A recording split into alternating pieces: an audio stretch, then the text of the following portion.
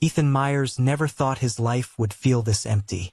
Once a busy carpenter from Portland, Maine, Ethan now walked through life carrying an invisible weight, one stitched from heartbreak and the silence that only comes after loss. His hands, once building homes filled with laughter, now shook when he reached for even the simplest things. His wife, Marie, had passed 2 winters ago, and with her went the warmth of their little house on Willow Street. The days blurred into one another. Work became just a way to pass the hours. Friends slowly stopped calling.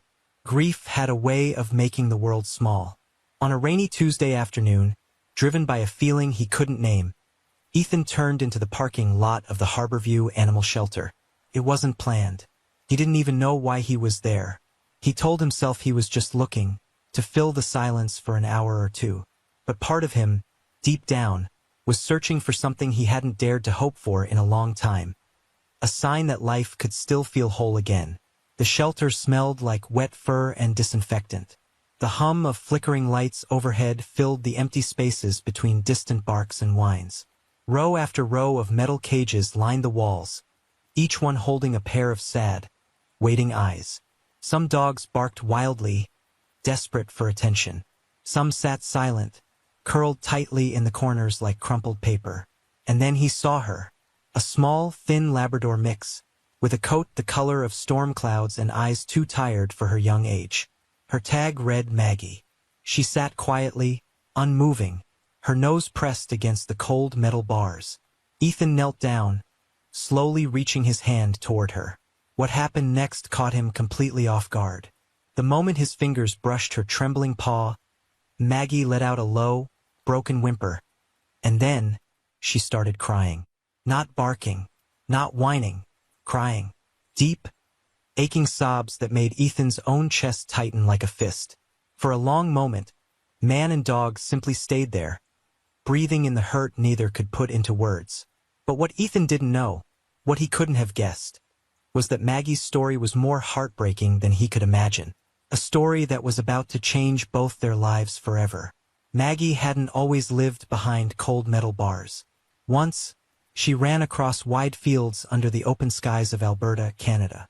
Her world had smelled of pine trees and fresh earth. She belonged to a family, a young boy named Tyler, and his mother, Grace. Tyler had a laugh that filled the air like music, and Maggie would chase him through the golden grass until they both collapsed, breathless and happy. But life can change in the blink of an eye. One icy night, as they drove home from a winter festival, black ice caught their car. It spun out of control, crashing into a tree. Maggie survived, but Tyler and Grace did not. Strangers pulled her from the wreck, her body trembling not from the cold, but from a grief she couldn't understand. No arms reached for her after that. No voice called her name. She was alone. Shuffled from one overworked shelter to another, Maggie watched days stretch into months. People came and went, but nobody chose her. Maybe they saw the sadness in her. Maybe they felt it too heavy to carry. Over time, Maggie stopped hoping.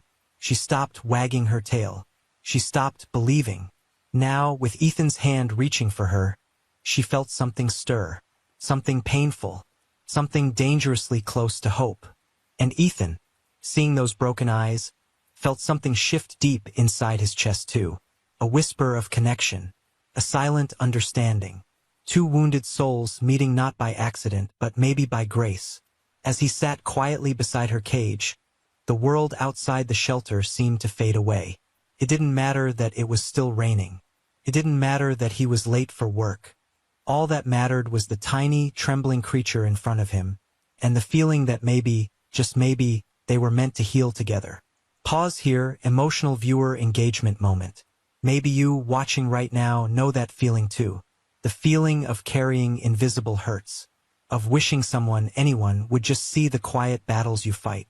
If you believe in second chances, if you've ever needed one yourself, I invite you to be part of this journey. Leave a comment below with your country. Let's show that across oceans, mountains, and borders, kindness still connects us. And if this moment touched your heart even a little, a like and a subscribe aren't just buttons. They're a way of saying you believe that broken hearts, human and animal alike, can be made whole again. Ethan leaned his forehead against the cage. His voice cracked when he finally whispered, "Hey, girl. It's okay. I'm not going anywhere." Maggie shifted. Just an inch. Barely enough to notice. But sometimes, healing starts not with a grand gesture, but with the smallest act of courage. Tomorrow would be different. Ethan didn't know how yet, but he felt it. For the first time in years, he believed in tomorrow again. And Maggie, she was about to find out that miracles sometimes come with calloused hands, kind eyes, and promises kept. The next morning, Ethan returned to Harborview Animal Shelter before the sun had fully risen. The receptionist, an older woman named Karen with silver hair tucked under a Red Sox cap, gave him a soft smile when she saw him standing there, dripping from the morning mist. "You're back," she said, more statement than question. I think she needs me," Ethan replied, voice low. Karen's smile grew sad. "Maybe you need her, too." She led him down the long hall again, past rows of barking, tail-wagging dogs. Maggie wasn't barking. Maggie wasn't wagging. She sat exactly where he'd left her. Head down, body tight in the corner, as if trying to disappear into the shadows. Ethan knelt by her cage once more. He didn't reach out right away this time. He simply sat, breathing with her, letting her feel he wasn't a threat. Minutes passed. Long minutes. A soft, broken whimper escaped Maggie's throat. Ethan fought the sting in his eyes. Slowly, so slowly, he slid his hand through the bars and let it rest on the floor inside. He didn't move it closer. He didn't push. This time, Maggie made the move. Inch by trembling inch, she scooted forward. Her nose brushed his hand, flinched, pulled back. Then, with a courage she didn't even know she had, Maggie placed her paw, still shaking, on top of Ethan's fingers. It was barely a touch, but it was everything. The air seemed to crackle with something sacred, like a thread of invisible gold had woven itself between their two broken hearts. Karen watched quietly from the hall, her own heart catching in her throat. She had seen hundreds of adoptions, thousands of hopeful moments. But this was different. "You want to meet her properly?" Karen asked after several long, fragile minutes. Ethan nodded. "Please." They led Maggie, cautiously, into a small visiting room. A threadbare couch sat against the wall. A few chew toys were scattered across the floor. Ethan sat cross-legged, giving Maggie space. Maggie cowered at first, her body low, her ribs visible from too many missed meals. But something about Ethan's stillness, his patience, called to her. She approached. One step, then two. Ethan held his breath. When Maggie finally collapsed into his lap, not with joy, but with the heavy, exhausted weight of someone who had given up, Ethan's arms moved instinctively. He wrapped her up, cradling her the way he once cradled his own broken heart. "It's okay," he whispered into her fur, voice cracking. "I'm broken too." And in that tiny room, with the storm still misting against the windows, something beautiful happened. Maggie let go. Her body shook with silent sobs, little hiccuping breaths against his chest. And Ethan, for the first time in years, allowed himself to cry too. No shame, no holding back. Just two lost souls clinging to each other in a world that had been too cruel for too long. Minutes passed, then an hour. When Karen gently opened the door to check on them, she didn't have to ask. She saw it. The healing had already begun. "Looks like she picked you," Karen said with a wink. Ethan looked down at Maggie, still curled in his arms like a child who had finally found home. His chest tightened in a way that was painful and beautiful all at once. "She saved me," he whispered. The adoption papers were signed by noon. Ethan stood outside the shelter, holding the worn leash that Karen had handed him with a bittersweet smile. Maggie pressed close to his leg, as if afraid that any moment, this new reality might slip away like a bad dream. The rain had stopped. The sky broke open into pale gold, like the world itself was exhaling. As they reached his battered old truck, Ethan hesitated. Maggie stared up at him, wide-eyed, trembling slightly. He crouched low so he was eye level with her. "I know you're scared," he said gently. I am too. But I promise, Maggie, you're safe now. We're safe. Slowly, patiently, he lifted her into the passenger seat. She didn't fight. She just curled into a tight ball, her head resting on the torn fabric of the seat. Her chest rose and fell in quick, shallow breaths. But there was trust starting to glimmer there, the tiniest ember. As Ethan pulled out of the parking lot, the memories started rising in him. Memories he thought he had buried deep enough to forget. He remembered the night he lost Marie. It was raining that night too. One wrong turn, one patch of black ice, one world shattered in an instant. The hospital waiting room, the sterile smell, the hollow sound of doctors' words that didn't even sound real. We're sorry. We did everything we could. He remembered going home to their empty house, remembered curling up on the floor of their bedroom, surrounded by the scent of her perfume, and wishing the world would just stop spinning without her in it. For so long he had lived there, trapped in a moment that never moved forward. And now, sitting beside him, was another soul who understood that kind of loss. Another soul who had been torn from love too soon. Ethan blinked against the sting in his eyes, reaching over with one hand to gently stroke Maggie's head. We'll figure this out, he promised. One step at a time. The road home was quiet, lined with whispering pines and the soft hum of new beginnings.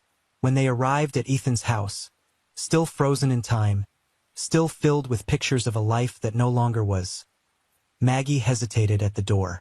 Her paws froze at the threshold. It wasn't just her who needed to cross that line. It was him too. With a deep, shaky breath, Ethan pushed the door open wide and knelt down. He held out his arms. You don't have to be afraid anymore, he whispered. Slowly, Maggie stepped over the threshold. One step, another, and then she leapt, not into the house, but into Ethan's arms. Her body melted against him, trembling with a trust that broke his heart into pieces and mended it all at once. In that moment, surrounded by faded wallpaper and silent echoes of a past life, Ethan realized something. Healing wasn't about forgetting. It was about making room for love again. Even if it hurt, even if it scared you, especially if it scared you. The first few weeks weren't perfect. Maggie flinched at sudden movements. She cried in her sleep. She chewed the edges of furniture when storms rolled through. But Ethan didn't yell. He didn't scold. He just sat with her through the bad nights. He sang old country songs softly when she cried. He left treats near her bed like little love notes. And slowly, Maggie began to trust the sound of his footsteps. She began to wag her tail just a little when he came home from work. She began to believe. Ethan, too, started believing in small things again. The smell of coffee in the morning. The feel of warm sunlight on his back porch. The way Maggie would curl up next to him while he read the old dusty books Marie had once loved. Life didn't rush back in with fireworks. Crept in like a sunrise. Soft, gentle, unstoppable. One evening, about 2 months later, something incredible happened. Ethan had taken Maggie for a walk through the neighborhood. Kids were playing catch on the sidewalks. Families were setting up barbecues in driveways. Laughter floated through the summer air. As they walked past a park, a little girl, no older than 6, ran up with a popsicle melting in her hand. "Puppy!" she squealed, reaching for Maggie without fear. Maggie froze, body stiff. Ethan held his breath. But then, slowly, with a hesitance that brought tears to his eyes, Maggie lowered her head and gently licked the sticky red juice from the girl's fingers. The girl giggled, wrapping her small arms around Maggie's neck. And Maggie wagged her tail. Not just a little, a full, wild, joyful wag. Ethan laughed. A real, belly-deep laugh he hadn't heard from himself in years. He knelt down, burying his face in Maggie's fur. "You did it, girl," he whispered, voice breaking with wonder. "You found your way back." But the truth was, they had found their way back together. Maggie turned to him, her brown eyes shining with something that looked a lot like pride. And Ethan understood, deep in his bones, that this was what Marie would have wanted for him. Not to stay frozen in sadness, but to find life again, to find love again. even if it had fur and four paws. Not every day was easy. Even after that moment in the park, when hope had bloomed like wildflowers between them, life still had its storms. Sometimes Maggie would cower at the sound of heavy boots on the porch, a memory from some shelter workers' angry shouts locked inside her. Other nights, she would wake with a yelp, eyes wild, scrambling for corners as if the walls might close in. Ethan learned to move slower, softer. He left doors open around the house so Maggie would never feel trapped again. He started talking out loud when he came home, letting her hear his voice, low, warm, steady, so she would know it was him. "It's just me, girl," he would say, dropping his keys into the chipped ceramic bowl by the door. "Home now. You're safe." Some days, the old grief clung to Ethan too. He'd find himself staring at the empty chair across the dinner table, where Marie once sat laughing, or running his fingers across her old garden gloves folded on the porch. Guilt crept in sometimes, whispering that maybe he wasn't allowed to find joy again. But then he would feel Maggie's nose nudge his hand. A simple, silent reminder. We're still here. We're still trying. And that's enough. The neighbors noticed the change too. Mrs. Wallace, who lived 2 houses down, waved more often. The paper boy started tossing the newspaper closer to the porch instead of the puddles. Even gruff old Mr. Dalton, who rarely smiled at anyone, left a bag of dog biscuits tied to Ethan's mailbox one morning, with a scribbled note, "For the brave little mutt." Healing had a way of spreading outward, like ripples in a pond. But the biggest challenge came one warm afternoon in August. Ethan decided it was time to visit Willow Street, the place where he and Marie had built their first home. He hadn't been back since she passed. The thought of it tightened his chest. But this time he didn't go alone. Maggie rode in the truck beside him, her head resting on his lap. When they pulled up to the old house, now worn and empty, Ethan's hands trembled. He stepped out slowly, Maggie trailing close behind him, her leash loose in his hand. The memories hit him hard. Laughter spilling from open windows, Marie dancing barefoot on the porch, sunlight catching her hair. Ethan sank onto the front steps, head bowed. Maggie whimpered softly and pressed her weight against his side. He wrapped an arm around her. "It's okay," he whispered, maybe to her, maybe to himself. "It's okay to remember." And for the first time in a long, long while, Ethan didn't run from the memories. He let them come. He let himself feel it all, the love, the loss, the beauty, the pain. And in the middle of it, Maggie stayed, quiet, steady, reminding him that even when everything else falls away, love can still endure.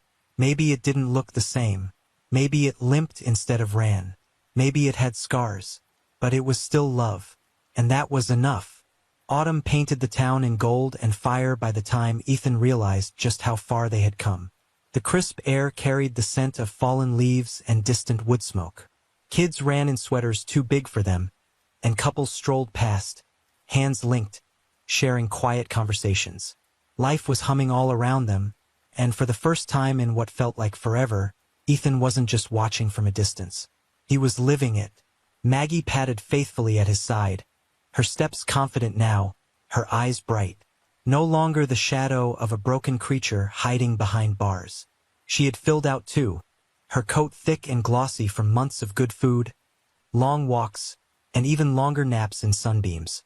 One evening, as the sun set behind the pines, Ethan sat with her on the back porch, sipping a mug of black coffee while Maggie rested her head on his boot. He watched the sky burn orange and pink, and for once, there was no ache in his chest, only a deep, humming gratitude. "You saved me too, you know," he said, reaching down to scratch behind her ears. Maggie gave a soft huff of contentment. Ethan smiled, remembering the man he had been before. Hollow, heavy, lost. He thought about Marie, about how fiercely she had loved stray dogs, broken things, stubborn hearts. And in his mind, he could almost hear her laugh. "Told you, Ethan. Sometimes love finds you when you least deserve it, but when you need it the most." He looked at Maggie, this brave little survivor who had chosen him when he hadn't even been sure he could still be chosen. Together, they had built something new from the ruins. Not a perfect life, but a real one, filled with walks through crunchy leaves, lazy Sunday mornings, shared silences, and the simple kind of joy that didn't need fireworks to feel enormous. The town knew them now, Ethan and Maggie, like two puzzle pieces that had finally found their place. At the coffee shop, someone always slipped Maggie a biscuit. At the library, kids would gather around to pet her, their laughter ringing out like bells. Even Mr. Dalton, the grumpy neighbor, had taken to setting out a bowl of fresh water on his porch every morning, just in case Maggie wandered by. They weren't just healing anymore. They were home. On Maggie's first winter with Ethan, a thick snow blanketed the world in white. That night, as Maggie lay snoring softly by the fire, Ethan sat with a photo album open on his lap, pages filled with memories of Marie, of the life that once was. He didn't cry this time. He smiled, because now the house wasn't silent anymore. It was filled with life again. Messy, beautiful, noisy life. Ethan closed the album, tucked it back on the shelf, and lay down on the rug beside Maggie. He didn't need anything else. He had love. He had second chances. He had a dog who had taught him that broken hearts aren't the end of the story. They're just the beginning. Some hearts are stitched together with scars. Some souls find their way back through the smallest acts of love. And sometimes a second chance comes wrapped in fur with eyes that still dare to hope. If Maggie's story touched something deep inside you, if you believe broken things can be made beautiful again, then let this be your sign. There are thousands of dogs, just like Maggie, waiting behind cold shelter walls tonight, waiting for a hand that won't pull away, waiting for a heart brave enough to love them as they are. You can be that person. You can be someone's miracle. Leave a comment and tell us where you're watching from. Let's show the world that compassion knows no borders. And if you believe in second chances, if your heart whispered "me too" at any moment in this story, press that like button. Subscribe to join a family where broken things are never thrown away. They're healed. Because here, every soul matters. Here, hope has a home. And here, love never gives up. This is not the end. This is your beginning.